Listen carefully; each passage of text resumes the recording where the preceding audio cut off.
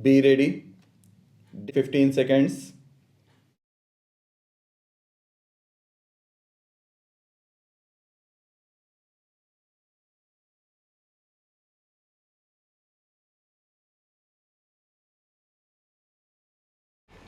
I strayed into politics by an accident, but I have been a lifelong student of politics, and I have always believed that politics is a purposeful instrument of social, political, and economic change.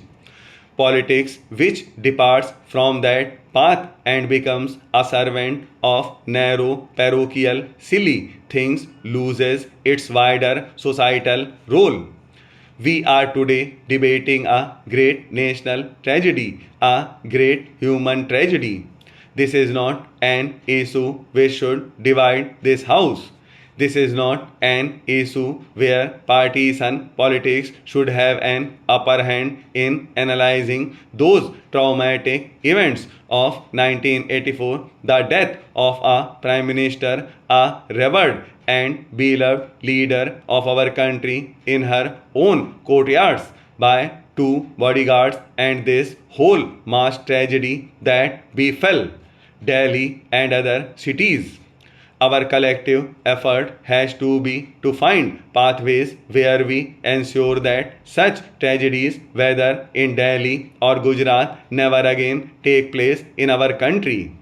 Therefore, I am not standing before this house to score any partisan points. What happened in 1984 was a grim national tragedy, and it brought us all to shame. Both the assassination of Srimati Indira Gandhi and subsequent events leading to anti Sikh riots and all those ghastly happenings should have never happened. They are blots on our national conscience. On this, there is no difference of opinion on any side. But the question arises, where do we go from here?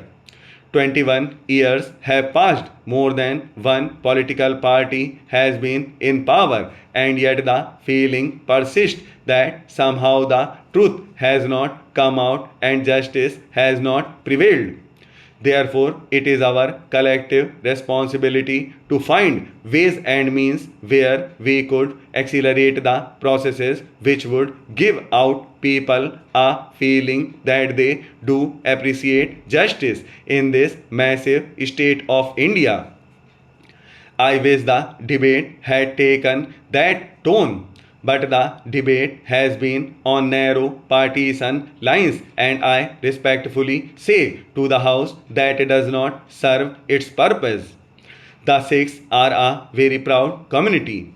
They have a glorious past. Our gurus have bequeathed to us a living philosophy which is more relevant today than it ever was. That the Sikhs have made a phenomenal contribution to our freedom struggle is also known.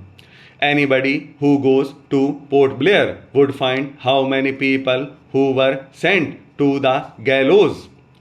Came the partition, the Sikh community suffered the most. The canal colonies of erstwhile Punjab, which were blooming with property, were the creations of the Sikh peasants. They were all lost to the Sikh community. Many of them migrated to this part of the Punjab. Lakhs and lakhs of people became homeless. I have seen people seeing their daughters, their children being killed before their very eyes in those ghastly days of the partition. That trauma still haunts me. It is a credit to the Sikh community that did not allow that tragedy to depress them. Then came the independence of India, and there arose a new Punjab on the ashes of old. When the history of that period is written, the making of the new Punjab, the role of two individuals will sign in the annals of history. That was Jawaharlal Nehru and Sardar Pratap Singh Caron. What Punjab is today is largely the creation of these two great men of our country.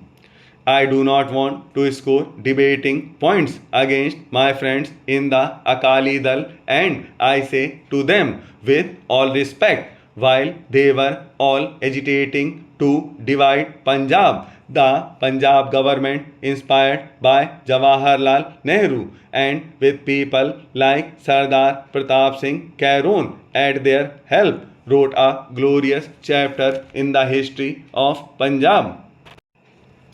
The Green Revolution is the creation of Pandit Jawaharlal Nehru, late Srimati Indira Gandhi and Sardar Pratap Singh Caron in Punjab. If we are trying to drive a gap between the Sikh community and the Congress party, we must never forget that fact. Then came the events of 1980s. Who is to be blamed and who is not to be blamed? I am not here to apportion blames. But for a time it appeared the Punjab had fallen on evil day.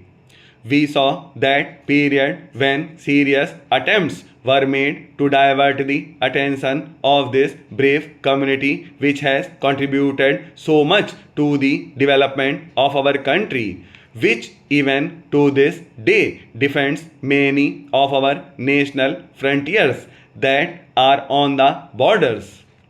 People, many of them outside our country, tried to drive a wedge between the Sikh community and the mainstream of national life. The terrorist elements, aided and abetted by forces from abroad, sought to disrupt our unity, our polity, our society, and whatever we say or do in this house or outside, I think it would be a sin against our nationhood if we try to sow the seeds of discontent among the youths of Punjab. Punjab is border state of our union. The Sikhs have been its valiant protectors through centuries here.